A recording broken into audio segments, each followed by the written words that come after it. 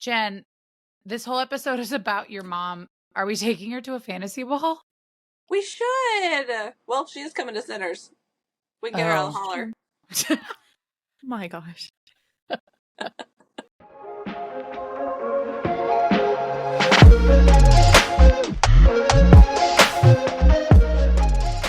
Hey guys, welcome back to the Dark Collective podcast, where I am with the ever so luscious Bethany and the ever so gorgeous Jennifer.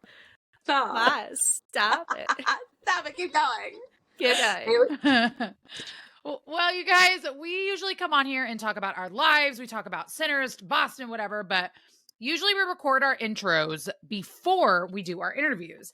This time we're doing it after, and we feel like you deserve a warning to what you're about to listen to.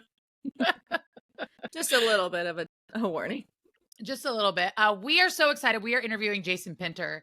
And if you guys don't know who he is, please, please, please look him up. He is absolutely fantastic. You'll get to learn about him here in a minute. But it went a little interesting.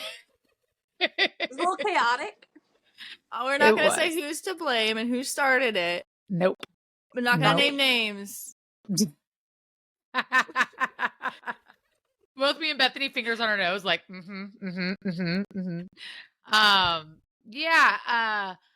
there's a lot of mom jokes in this episode.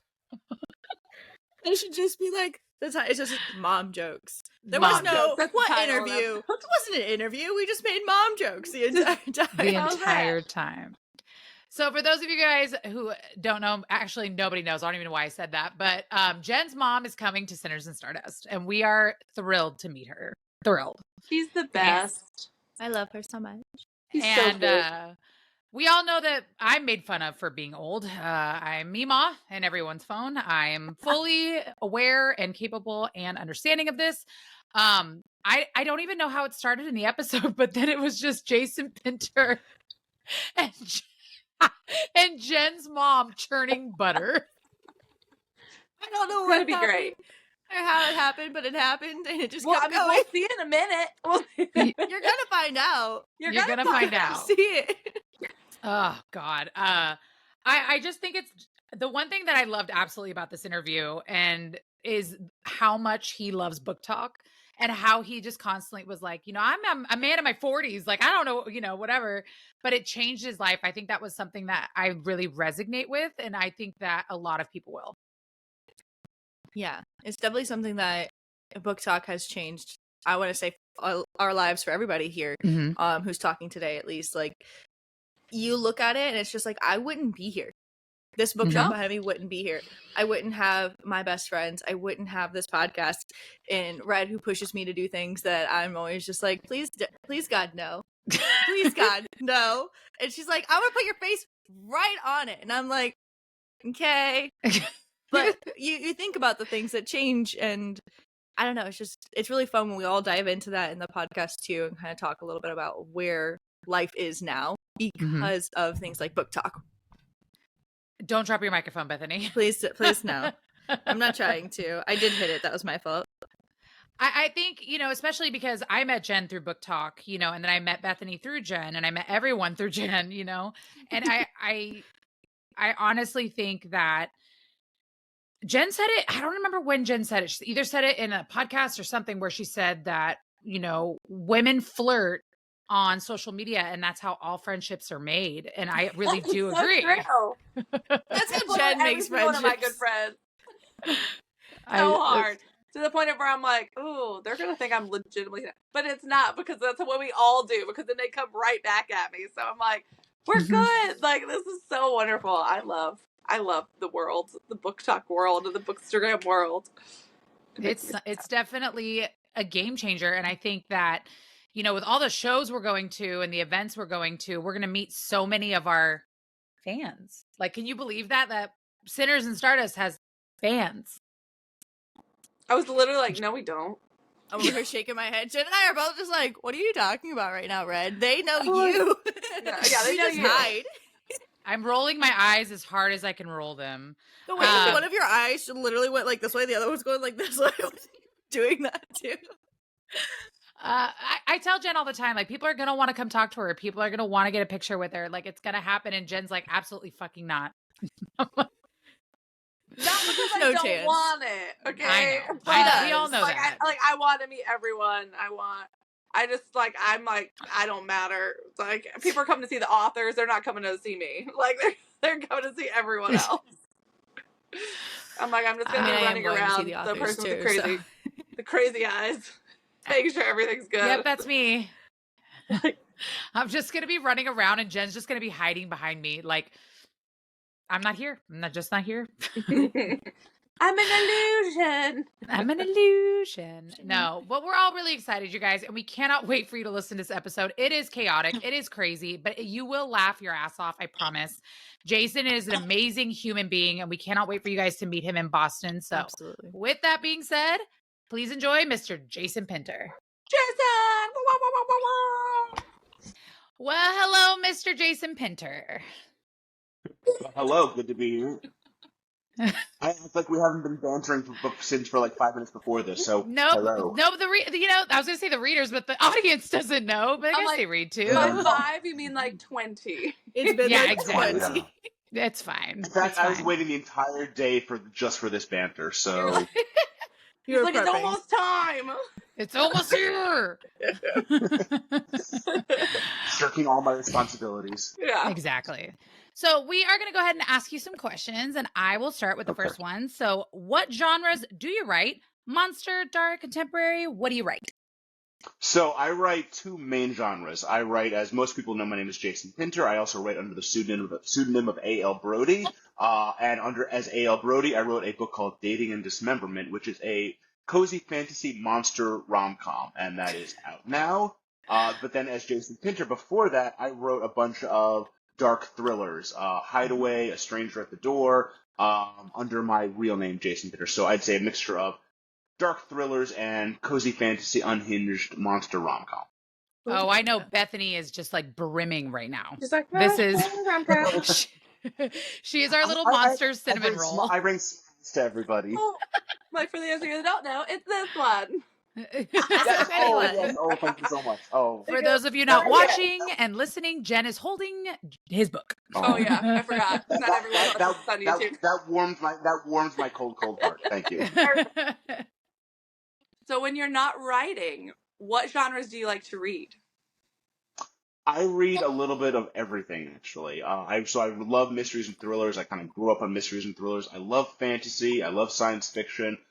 When I started to want to write Dating and Dismemberment, I'd read some romance before, but I really tried to brush up on that because I wanted to both make sure I got the tropes right and also like respect the genre. That I wanted to make sure that as a dude writing romance, a lot of people assumed I was doing it kind of as a joke or to mock the genre, and I'm absolutely not. Like, I wanted to be respectful of it. I wanted to respect the tropes and the characters and and I wanted to give people both what they expected, but kind of give them a little bit of what they don't expect.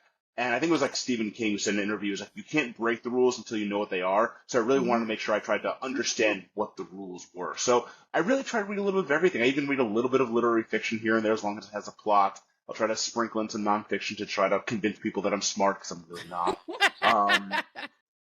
Yeah, but I go through like binges. I'd say if I'm into like mysteries and thrillers, I'll just like binge mysteries and thrillers. If I'm into like fantasy, I'll binge fantasy. Or even like romance. I think like I call Dating and Dismemberment sort of Emily Henry meets Grady Hendrix. So when I was reading Emily Henry, I binged Emily Henry, and I'll just go through like I'm very much like a person of habit. Like I will have the same breakfast every day for 5 years, and it's sort of like that, but only in book form.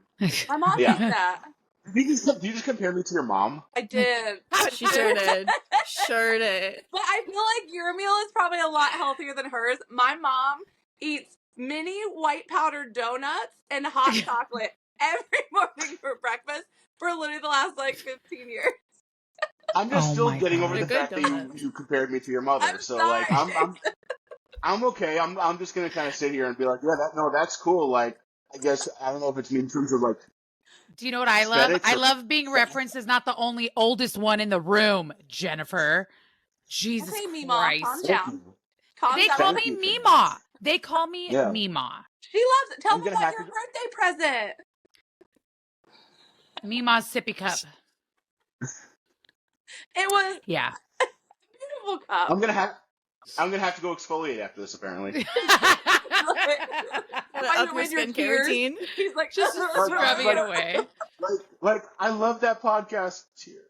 Tear. What's funny is that you were talking about mysteries and you were talking about Stephen King. Growing up, my dad and my mom, both of them were super into mysteries and thrillers. I wasn't into reading yet. All I cared about was the Y2K movement.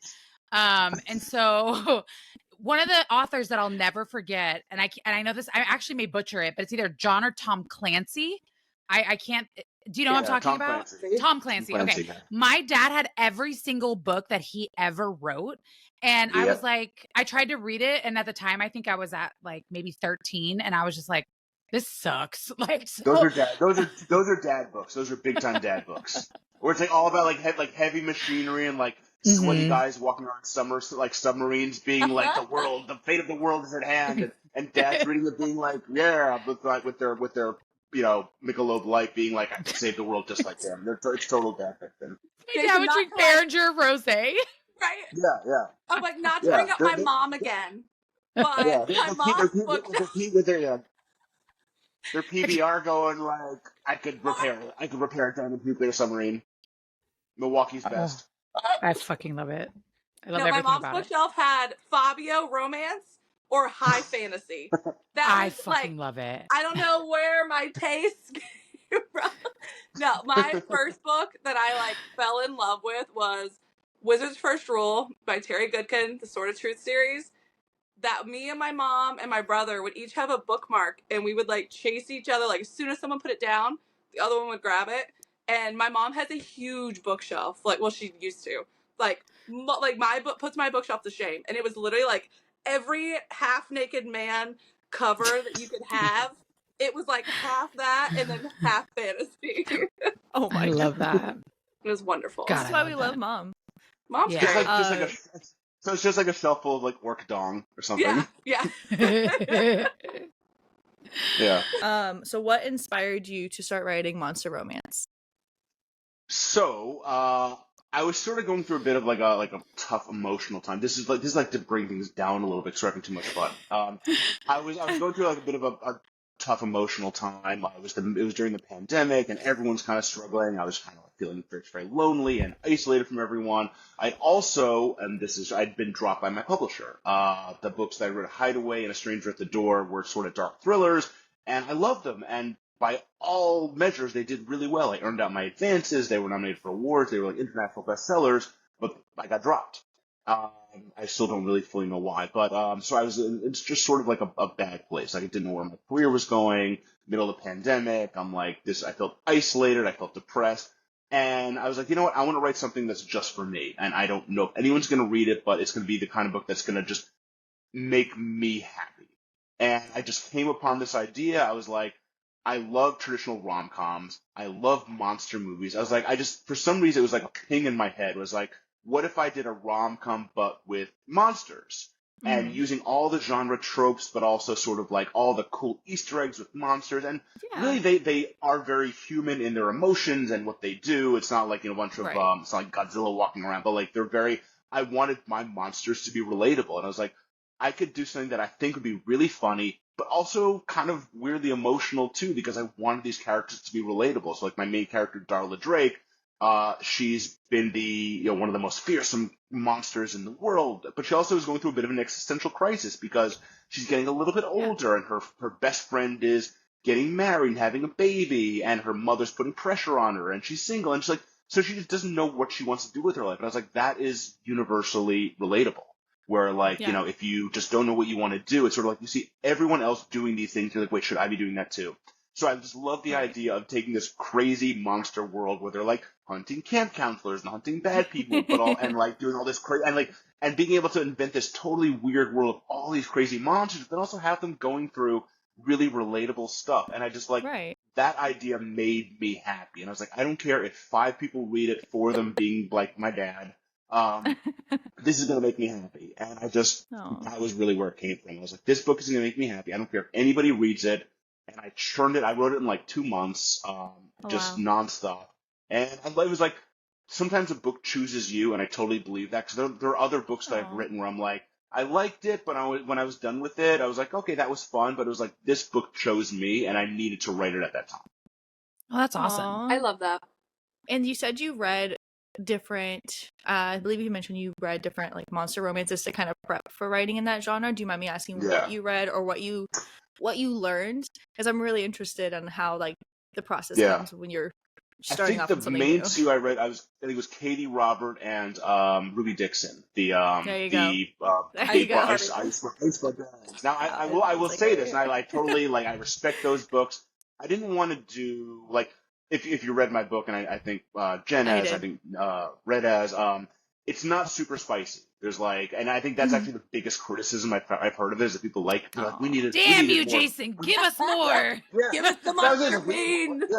We need more monster bonking. And I was like, whoa, I didn't know people wanted that much. But having read those books, it was like, I don't know why, but for some reason I was like, I didn't want it to be super spicy, and maybe that was a mistake on my end, because those books are like super smooth, super spicy. Like the Ice Planet Barbarians are like, there's like Ice Planet Barbarian dong everywhere. So there's like 100 books of that. Yeah, seriously, it's just like there's so dongs flying everywhere. It's like you know the gif of like the hot dogs flying everywhere. Oh it's like, my god! And listen, that's awesome, and like I get that people want that, but I was like, okay, I kind of wanted, like you said, I wanted to do something different than that. And I respect that. I respect the blue alien dong with all my heart. But I wanted to do something a little bit different, so I wanted to sort of understand what people liked about those books, what people liked about romances and romantic comedies and monster books, try to like blend that all together and do something a little bit different. So I wanted so I read a lot of the monster romance, but I felt like a lot of them tend to focus more on the kind of like smut and spiciness, and I wanted to kind of go in a bit of a different direction and a little more like Legends and Lattes. Yeah, I like that. That one's a good book. I do like that one. That does make sense. That does. So how long have you been writing, and what impact have you seen from Booktok affecting your readers? Yeah, so I've been writing like my whole life basically. Even as a kid, I would read. So I grew up reading high fantasy. I love like epic high fantasy. If it was like 1,000 pages, I had to read it. Like I was that kid, like reading 1,000-page books in 2 days. But what I would always do is I would read like these 1,000-page books and then write my own terrible little like spin-off stories when realistically it was just like a total ripoff and I probably could have been sued. But I would write like fanfic. This was before fanfic. Jen, I don't know if you know this, but your mom and I were olds. So we predate fanfic. So I wrote stories that were just kind of like rip-offs of whatever I was reading, but then as I started getting older, I started to write actual short stories. And then I was like, okay, I think if I can write a story, I can write a novel. And I wrote a few novels that were pretty terrible before my first one got published. But I think like I always wanted to be a writer in some way, and thankfully I've been able to do it because I don't think there's anything else I'd be particularly good at. I think you'd be an amazing comedian because you're funny. You are. So you always have a backup. Yep. Maybe on here, like not in person. No, like you're gonna meet me at some point, and you're gonna be like, "Holy, are we allowed to curse on here?" Yes, Holy you are. It's explicit. Yes. Like he's really not funny. maybe I'll surprise people. Like he's basically saying, "I am not fucking funny," is what he's trying to say. I don't want to get thrown off your podcast network. You're not. Believe me, I drop fuck more than anyone in this room. Yeah. You're fine. No, when Red uploads it, she does explicit because she knows us. I just know it. It's fine. Right. And as far as Booktok goes, so it's funny. It was like, so when I started writing Dating and Dismemberment, I think I'd like just basically started my TikTok. I think I started my TikTok account in like late 2022, but really didn't use it very much. I was like, I'd post a video being like, hey, here I am. I'm going to write a book. Huzzah. And it'd be like, 220 views. That's amazing. And it was like a very lucky coincidence that as I was starting to write more, I started to build a bit more of a following on TikTok to the point where like I remember when I hit like 2,000 followers, I was like, wait, 2,000? That's actually a decent audience. And then I had 5,000. I was like, wait, 5,000? Like I could actually market this to people. And then I actually started to grow a following, and I was like, holy shit, like I could actually have readers from this. And a lot of it was I was doing these sort of like parody videos of like men writing women, because there are some dudes who write shitty women. Yeah. And I was like, I'm just gonna make fun. I'm just gonna make fun of these dudes because they deserve being made fun of. And That's awesome. I remember, I think it was like the first time I did that. I think I went to bed and it was like 20,000 views. And at that point, I don't think I had anything that had broken like 2,000. I was like, wow, that's like 20,000. That's like going viral. And then the next morning it was at 50, and then it was at 100. And I was like, wait a minute, like this is actually like going real viral. And then I had a couple that broke like 1 million. And it was almost like serendipity where I was writing a book that I didn't know if anyone would read. And then I started doing these videos that were like humor-wise very similar to what I was writing. I was like, wait, I can blend these two together like a mad scientist. And it was just very serendipitous where like I finished writing this book and was ready to publish it as I was really building a platform on Booktok. So like when I say Booktok changed my writing career, that is not hyperbole at all. 100,000%. I love that. 100,000%. It's absolutely true. I love that. People hate on Booktok all the time, but Booktok really is life-changing for so many people. Like, every single person on here right now, I technically met off Booktok. Yeah. I mean, I met her because my client showed me a TikTok and I bought her sweatshirt. That's how I met her. Because I had a hoodie go viral. I met Bethany because we ended up going to the same bookish event together and hit it off. Like, I met you because you're funny men writing women videos. Like, I met your mom. So I met Jen's mom churning butter back in the 1700s. Yeah. I mean, and now they share powdered donuts every day. Exactly. Yeah. Oh, why do I have a visual of this though? Like, why is my brain naturally pulling a visual? Like, Jesus. They're in rocking chairs. By the way, my goal going into this, I want to ruin butter for everybody. So. Oh my gosh! Please. Wait, are we talking about like the same thing? Are we talking about like Bryn Weaver's book? With like, I literally can't look at mayonnaise ever again because of Lauren Beale. I can't. I fucking can't do it. Well, I'm talking about the ice cream. The ice cream. The cookies and cream ice cream. Cookies and cream ice cream. Great. So we talked about books that you wrote in the past and that got you into reading. Are you working on anything new right now that we can know about? Am I? Yes. Yes. Yeah. So. Yes. Yes. So I am. Yes. Yes. I love everything about this right now. So I have this.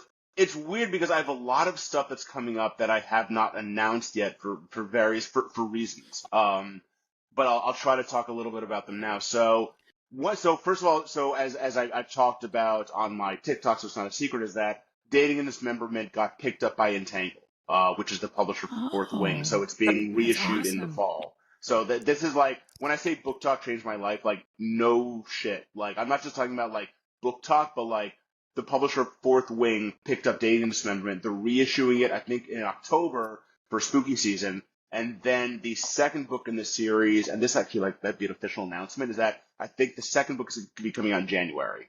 So I am working on the second, so I'm working on the second book right now and outlining the third book. Oh, that's so cool. Well, congrats, Jason. That's amazing. So first book reissue is coming out, I think, October. I think the second book is coming out in January, and then the third one will be coming out in either April or May. We're sort of still firming up some pub dates. But then I've talked about this on TikTok. So I wrote a young adult novel a few years ago, and I have a literary agent, and she shopped it around, and nobody wanted it. And the reasons we got were that the protagonist of the book is a boy. The book is called The Reaper's Son. It's about the son of Death, who is said to take over his father's mantle as Death on his 18th birthday. But when he falls in love with a mortal girl, he has to decide whether or not he wants to give up immortality and the job as Death to live a mortal life. So I love this book with all my heart. If like Dating and Dismemberment made me laugh, made me happy, like this book legit made me cry writing it. Aww. And every publisher passed on it, and their reasoning was that boys don't read YA and girls don't read YA books with a boy protagonist. And I was like, those are shitty reasons. They're reductive. They're not only reductive, but you're essentially also saying you don't want teenage boys to read. As a former teenage boy back in medieval Europe with Jen's mom, I knew that I loved to read.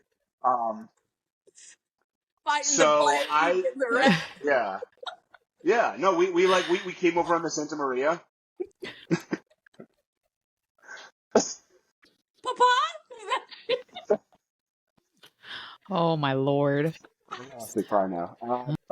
So that book, after Dating and Dismemberment started doing really well, I was like, you know what? Like, I still love this book. I think the reasons it was turned down were kind of bullshit. I'm gonna publish it on my own.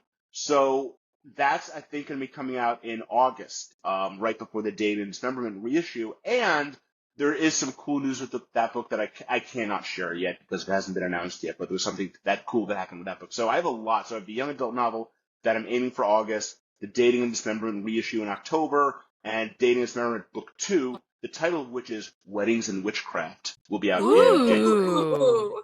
I like that. I like that a lot. So That's gonna be our next event title.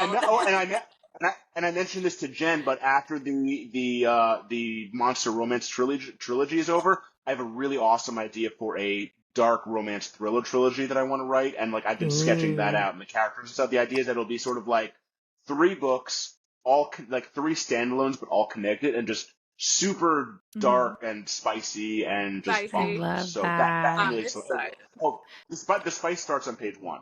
Yeah. The first book. Hello. Oh, That okay. sounds So I've only amazing. read one series that does that. And it literally, like, I opened up the book. I was on my vacation in Hawaii. And I literally read the first 4 sentences and was like, wait, what? What? What? Like, it was literally like shocked the shit out of me because I was not prepared. I was literally like on the balcony in Hawaii because the time difference, you know, I was up at 6 a.m. My husband wasn't waking up till 9. So I literally have my coffee and my vape, and I'm like, hate vaping. Like, what the fuck is this book? Like, So we always say that, like, Bethany is our monster cinnamon roll lover. Red is our, like, sweet baby angel that just wants, like, sweet fantasy, and then I With men just with like all wings. the real fucked up stuff. With wings.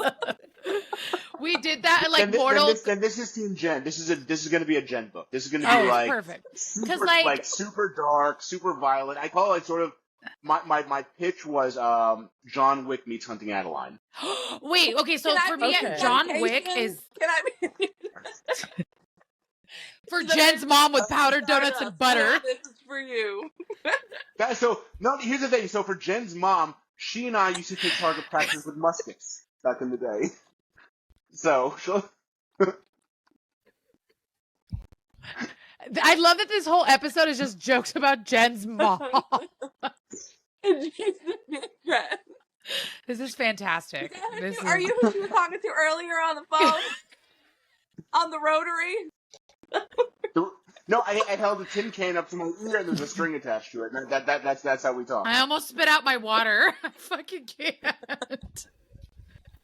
So you mentioned that you were plotting this next series that you're going to be doing. What is that? I've always been curious, like, what that looks like. You said you're kind of like plotting characters. Do you like give them full like descriptions beforehand? Do you kind of just make it up as you go? What does that look like? So that's a very good question. So usually I'm what's called a pantser, which is that where I don't fully outline a book. It has nothing to do with my actual pants. Stop that. What? Just runs around flashing people. Seriously. It's a phrase. It's a writing phrase. Get your mind out of the. My mom told you so about I that. don't. So okay? she did with the tin can phone that we used to call each other on. So I don't outline, like, I don't have long outlines. What I do is I generally have the characters, at least the main characters. I have the opening scene, how the book starts. I know how I want it to end, and I know like one scene or in the middle where there's either like a big plot twist or a big action set piece or something like that. So for this one, because it's going to be 3 standalone books but all connected, I know how the characters are going to, the 3 main male characters are all going to be connected. And I know how they're all connected. I want to make sure they all have very distinct and different personalities, and the female main characters in each book don't have to know each other, but I want to know who the characters are. If I'm going to do 3 standalones with 3 different sets of male and female main characters, I want to make sure that their like personalities are different enough, that their backgrounds are different enough. So I've been sort of sketching out the plot of book 1, so I know how it'll tie into book 2 and then book 3, so that there are threads that go through all of them, but they don't sort of like depend on each other, where each book can kind of stand alone, but if you read them all, you're like, oh, I get that from this one, I get that from that one. Right. So it's sort of like, it really like, exactly, so it made me really excited to like, the idea of that. So right now I have like the characters for book one. I have the male main character, the female main character, their background, sort of like the major conflict. And I'm really excited for that. Yeah. Yeah, they have to dodge cannonballs because I grew up dodging cannonballs, so that's the only weaponry I know. Naturally. Yeah. Nice. Okay. As far as when you are writing, when you're not writing, what is something that you're doing? Do you have any like outside hobbies or? I have 2 young daughters, so that sort of like limits my time for hobbies. I have a 5-year-old and an almost 7-year-old. So those are my main hobbies.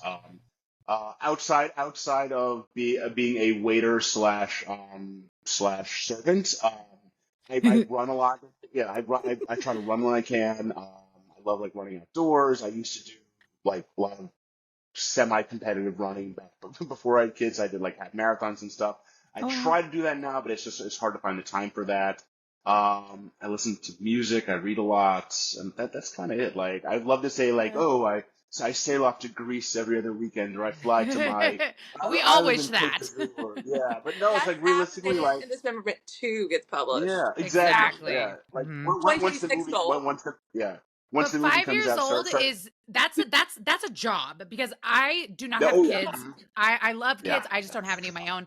But I have 14 nieces and nephews. So I've discovered that my favorite ages for children are like 2 3/4 to 5.5, because that age is drunk adults. They have no filter. They will ask you anything. They will insult you in public with not a care in the world, but it is hysterical. That's the best group. I love it. So Saturday morning, my oldest daughter had a ear infection and she wasn't feeling well. So I went Saturday morning, no joke, 8 a.m. to Target, because that's when Target opened, to get her the Home Alone Lego set, so we could work on a Lego set all day to try to cheer her up. So we spent like all day, and it's like 4,000 pieces, building this like enormous freaking Lego set, and it's huge and it's cool. Then later that afternoon, she wanted a snack, and she'd been eating like Cheez-Its all day. So I said, like, you have to eat something healthy, like apple, banana, or something. She was like, Daddy, nobody likes me. And I'm just like, what have I been? What did I just 8 o'clock in the morning? Like I was at Target like a crazy person, getting the Home Alone house, and then it's like you say she has to eat a piece of fruit, and it's like you're a meaty, and it's like, yeah. Win. I mean, it's like being in a relationship with someone who just like you just can never have a conversation with, and you're just like, I don't know how to respond to this. Never make happy. Exactly. You just stare at them like, mad. What is happening? Like, I'm gonna slowly back away, and you're like, I'm gonna let you rethink your answer, and then we'll visit this in 10 minutes. Exactly. That's what I should have said. Right. So you talk about how you plan your books and how you plan out like the whole way of doing things. But with your characters, do you have a favorite character that you've written? So definitely. So I love Darla Drake from Dating and Dismemberment. I love her so much, and like that's part of the reason this book means something to me. And it's funny because like a lot of people will read this book and say like, oh, it's sort of like a funny, silly monster romance, but like there really is like heart to it from my opinion. And I love Darla, and I love what she goes through in that book and what she's going to go through in the future books. I love Rachel Marin from Hideaway and A Stranger at the Door. I love that character so much. And that's part of the reason that I was kind of in like a really bad place. So this is, sort of like publishing is not always a magical place full of unicorns and fairy dust. I wrote Hideaway and A Stranger at the Door, and I submitted to my publisher the outline for the third book, what was going to be the third book in that series, and it was going to be like this amazing story, and I was so excited to write this, and that's the book they turned down, and I was so destroyed because I loved that character so much, and she's the plot of Hideaway is that Rachel Marin is a single mother of 2 young kids, and her husband dies under like horrible circumstances, and she has to, because of the circumstances, has to move to a small town, change her identity, change her children's identity to protect them, and she becomes sort of like this guardian to them because she can no longer trust society to protect her family. She has to do it, so she becomes sort of like Sherlock Holmes meets kind of like Batman, but as a single mother. And I love that character, her vulnerability, her strength, her flaws. And I love that so much. And I did so much research for that because, like, I am not a single mother, but I've talked to a lot of single mothers. It was really important to me to get that emotional side of it, to understand not just the mystery and suspense aspect, but the emotional core of that. And so I love that character so much, and it broke me when the publisher didn't want to continue the series. So I still love Rachel, and one of the cool things about Dating and Dismemberment is that people are now going back and reading my other stuff. So I'll get people reading Dating and Dismemberment and being like, oh, you write thrillers too. Then they'll read my thrillers and be like, oh, shit, like Hideaway is really good. I'm like, thank you. So it's one of the really nice side effects of this monster book doing well is that like people are now going out and checking out my other books that have nothing to do with that and enjoying them. So like Rachel, who I sort of said goodbye to a couple of years ago, is now finding kind of a new readership, and it's like it's the coolest thing in the world. Yeah. That's amazing. That's amazing. Do you think you're gonna like? So I haven't got to read it yet. Do you think is it like a book that you would like to continue, possibly in the future, or did it kind of come to an end? So when I wrote, so if there are two books, there's Hideaway and there's A Stranger at the Door. I didn't intend for it to end with A Stranger at the Door. I intended for it to continue on for at least a book 3, and then depending on how that book did, I would write more. Cause I love the idea of it being a series. I would say I had given up on there being more after I got dropped, because it was like at that point, even if I self-published it, the amount of time it would take to write it, I didn't know if I could sell enough copies on my own without any publisher support to make it work. Like, am I going to spend 9 months writing it to sell 2,000 copies or whatever it is? You know, is that worth my time? And especially with like 2 young kids, like. You have to weigh those things, and it's tough. It's like if I'm going to spend that many hundreds of hours writing a book, is the risk worth the reward? And I hate to say, but like loving a character sometimes just isn't enough reason to do that. But now that I have this extra sort of audience from these books, I'm like, now it's more of a possibility. Yeah. So I would say like I love the character. I'd love to go back to her. The only tricky thing is that now it's been a couple of years since the last book came out. And I have the Dating and Dismemberment trilogy coming out, and I have this sort of like dark romance trilogy that I want to do. Then it's just a matter of like, well, if like there are 5 years between books 2 and 3, that might be a little bit of like, I may have lost the audience a little bit. So I need to think. So I would love to write another one, but if I'm going to, it's going to be like maybe try to get the rights back to the first 2, reissue them on my own, and to coincide with a third book, and then keep going. So like. I may go back to her, but there's sort of like a lot of logistical things that need to fall into place. I'm like, hey, isn't it like George R. Martin that like took years and years and years between some books? Yeah, but I don't have like a giant HBO series. He has like a huge if HBO wants to pick this up, it'll make it easy for me. If they're like, hey, we're gonna throw millions of dollars at you. Yes, right. You can sell the horse and buggy and buy a real car. So if you could go back, what is one piece of advice that you would give yourself, or that you'd like to give other people when they're starting out on their writer journey? Oh man, advice I'd like to give myself: ask for help. I am a control freak. I'm really bad at delegating things. I don't like to ask. I don't like to ask for help. I like to do everything myself, and that is not always a good thing, because like there's some things you can do yourself, and there's some things that people know better than you, and especially if you're writing and you need to research things. I just feel like I need to be more open to asking for help or advice or things like that. Because I feel like I do that now more. But when I was younger, I was definitely like, oh, I can do all this myself. But it's not better if you do it yourself. So I think that's something I would have told myself. As far as other people, I'd say write the book that speaks to you. I feel like a lot of people try, and I see this on Booktok a lot. A lot of people try to write to the market. And the problem is what happens a lot of times then is you write to the market, but the market constantly changes. What's hot now is not going to be hot in 6 months or a year or 2 years. So write what you love, and then just I would like Dating and Dismemberment. There was no market for that book. Like a lot of people say like, oh well, Legends and Lattes. Like I don't think I've read Legends and Lattes. I was like familiar with it, but to me it was like I had no idea if that book would sell. I wrote a book that spoke to me. So like write the book that speaks to you, rather than kind of like chasing trends, because trends are always changing. So what happens, a lot of people like, oh, like romantasy is huge right now. So a lot of people want to get into romantasy, which is great. Listen, if that's the book you want to write that damn book. But if you're writing because you want to be the next Fourth Wing or you want to be the next Sarah J. Maas, that trend could change in a year or two. And if you're not passionate about that book, that trend's going to go away, and you're going to be left with a book that you're like. Part of the fun I have promoting Dating and Dismemberment is that I fucking love that book. I love promoting that book because I want people to read it. If you're writing something that your heart is not fully into, you're not going to be fully into trying to convince other people to read it. So you're like, oh, well, this is a book I wrote, rather than like, I fucking love this book and I want you to love it too. And so that's why I just like, don't write to the market. If you happen to write something that you love that's to the market, that's great. But don't look at what's popular and say, I should do that, because what's popular changes month to month to month.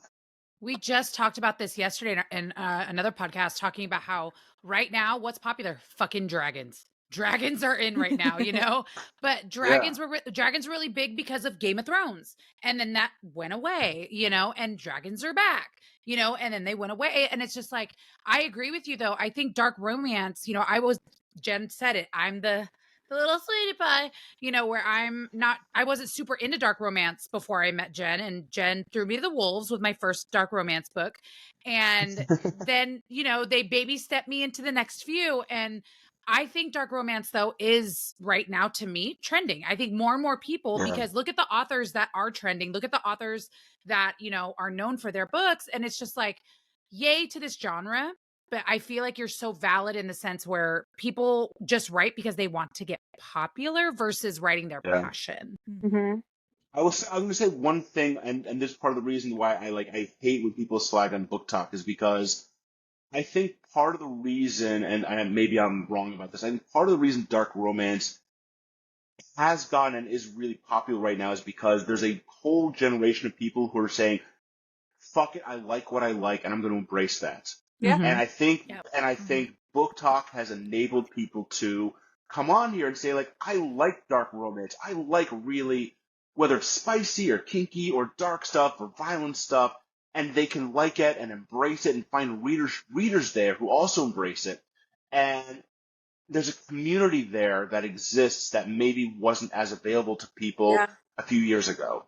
And I love that people can now go on to Booktok and talk about the books that they love. And maybe they're weird or strange or different or really super dark, but there are going to be people out there who like those. And that's why, like, I hate people who criticize Booktok, because they don't know what the hell they're talking about. And what they're basically telling people is, we want you to feel a little bit ashamed of what you're reading. We want you to read what we want you to read. Don't read the stuff that you like, read the stuff that we like. And I fucking love that people can come onto this platform, read whatever they want, talk about it, find other people that like it, and just find a shared community there.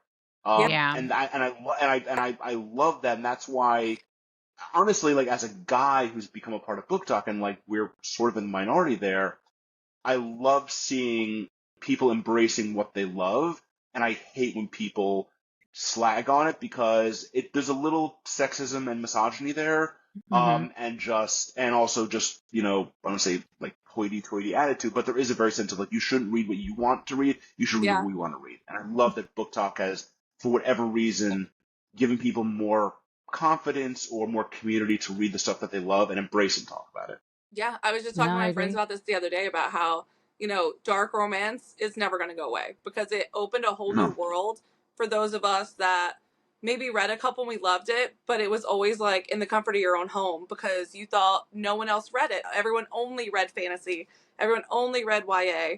And, you know, it, like, Booktok and Bookstagram kind of gave us a home where it was like, no, it's okay to want to read about serial killers fucking on top of like a dead body. Like, it's fine. Do I want it in real life? Maybe, but no.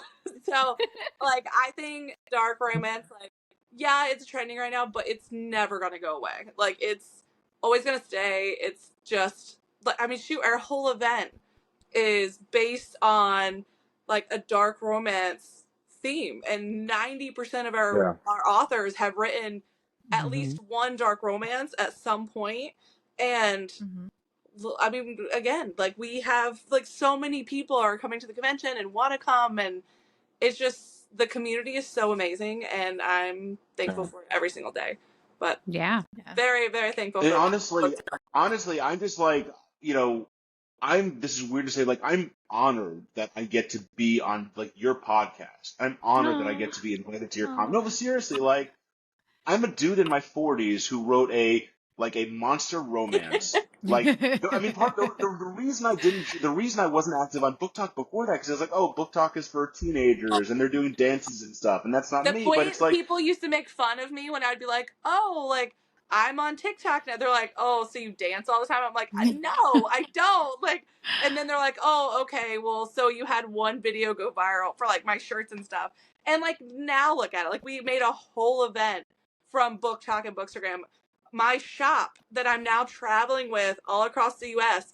is from Booktok and Bookstagram. That literally would not be available to me if like I never would have found it if it wasn't for some dude left a comment on the post saying like anybody who sells goods on TikTok is like a huckster, and people who buy stuff from TikTok are just like idiots. And I'm like, I've sold enough books of copies of Dating and Dismemberment through the TikTok shop to pay for my daughter's camp, to pay for multiple mortgage payments, just put money away to enable me to pay for other book projects that I'm doing. And it's like the people who say these kind of things don't live in the real world. So the fact that I am like, you know, this is whatever, modesty aside, I'm not the typical book talker. I'm not.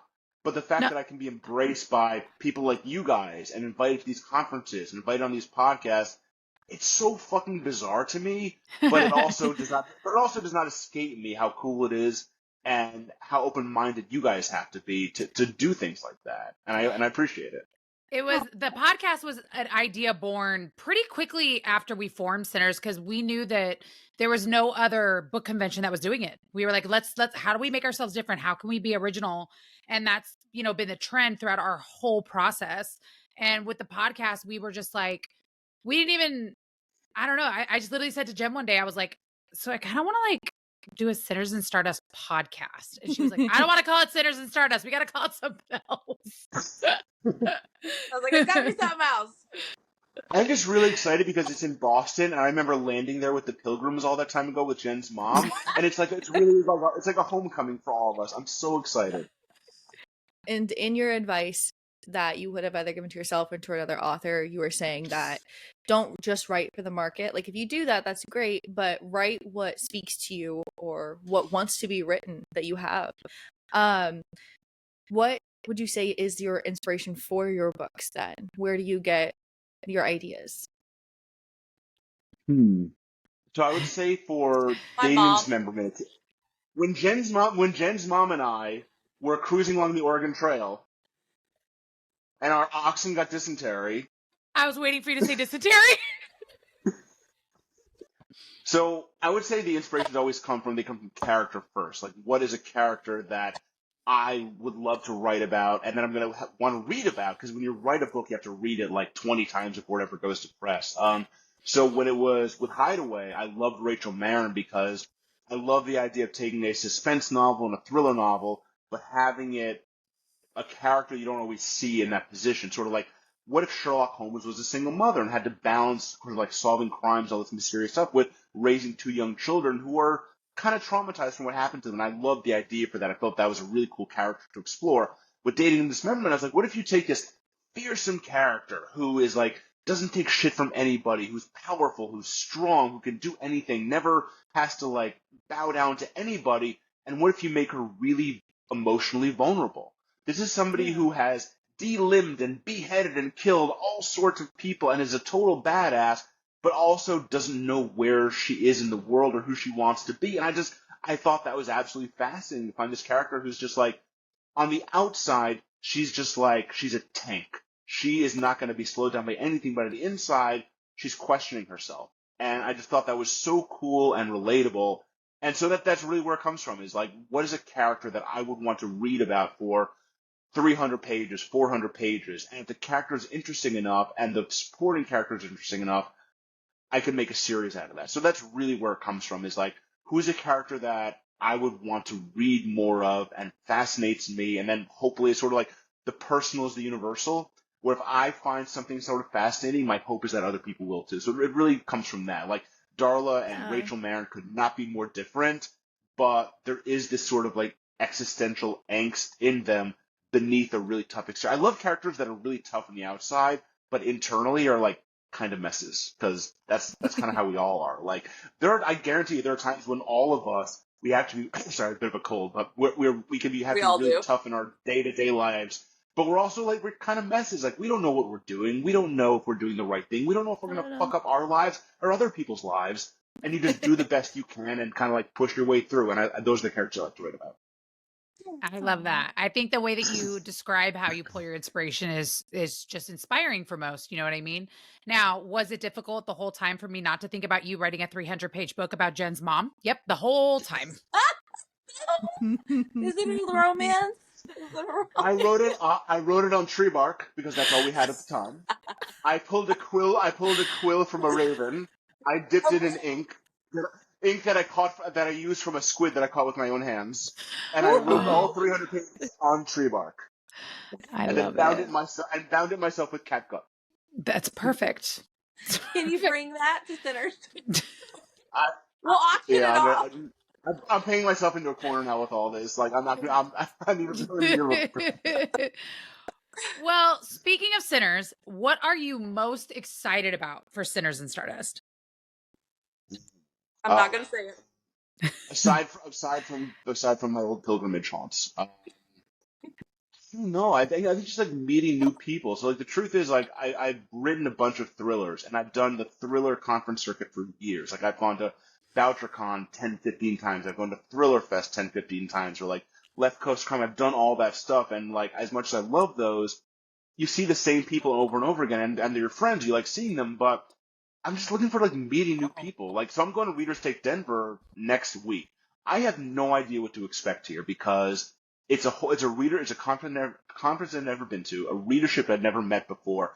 I don't know if I'm going to get there and sell 5 books or sell out in the first day because there's no context for me. So like, there's an excitement there to go to Sinners and Stardust and just meet all these new people, see what you guys are doing. Like, I see all the work you guys are doing, and it's mind-boggling to me. Like, I don't know what to make for breakfast some days. You guys are planning a conference for like 1,500 people. So it's just, I don't know. I'm going to get there and just be like, you guys are awesome. And just, it's going to be like a big love fest. So that's really what I'm looking forward to, is just meeting everyone there and seeing you guys and having fun. And just like, if there are people there who come up to me in person and say they like my books, it's just, I mean, that's why you do this. Because writing is really solitary. It's very lonely. It's just like, usually it's just me and Jen's mom.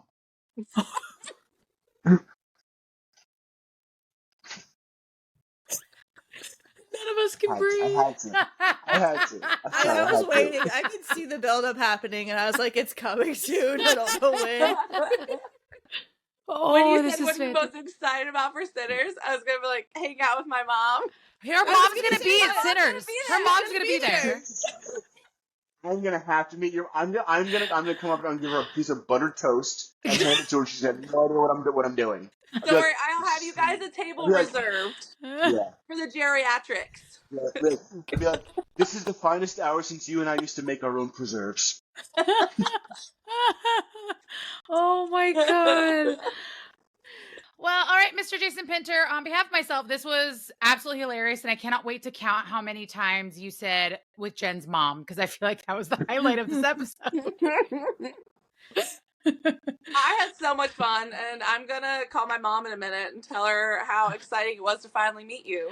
You know, and please apologize to her for me. I promise. Like, when she and I last skinned a deer together, it didn't go very well. So, did she teach you to make apple butter or no? I owe her a big apology. Yeah. The apple butter is an important question. Apple butter is so good. Good stuff. But again, seriously, thank you so much. My cheeks hurt from laughing, so thank you for being here. Handles on TikTok, you can find me at Jersey Book Guy. On Instagram, I'm at Jason Pinter. On X, I'm or Twitter at Jason Pinter. I'm mostly on TikTok though at Jersey Book Guy. So, yeah. Well, I had a blast. This was so much fun. I should have more handles. I feel like most people have like 50 handles. Like, I'm on Telegram and I'm on I don't know. He like said pigeon number 6. Yeah. The chaoticness of this episode is literally the best thing in the entire world. It's nothing like any of our other episodes, and I'm okay with it. I'm fine with it. I'm Oregon Trail 6969. Password dysentery. Password Jen's mom. Well, if you guys are still listening at this point, we have definitely gone off trail. But we have lost everyone. But please make sure you guys listen to the Dark Collective podcast every Monday, 9 a.m. Pacific and 12 p.m. Eastern. Click the link in our bio. We are on YouTube, Spotify, Amazon, Kindle. We are everywhere. So we're everywhere. We're everywhere. Thank you so much, guys. Bye. Thank you so much.